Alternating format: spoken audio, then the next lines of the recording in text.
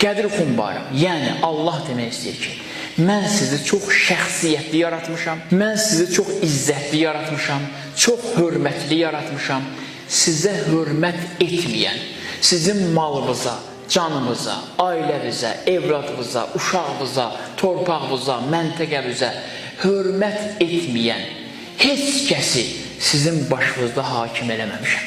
Elə adamı göndərmişəm mənim əvəzimdən sizi idarə eləsin ki, sizin canınız da onun üçün qiymətlidir. Bir nəfər gəldi məsciddə, Həzrət Əli Əleyhisselam gördü onu.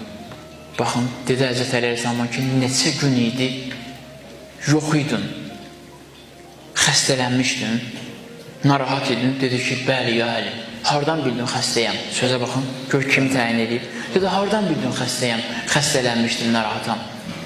Dedi ki, sizin canınız ağrıyanda bizim canımız ağrıyır. Sizin ruhunuz ağrıyanda bizim ruhumuz ağrıyır. Sizin cisminiz ağrıyanda bizim cismimiz ağrıyır.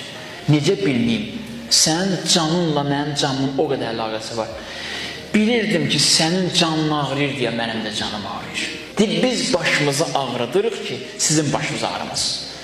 Biz canımızı xətərə salırıq ki, sizin canınız xətərə düşməsin. Baxın, Əhl-i Beyt bunları Allah bizim başımız üzərində təyin elədi.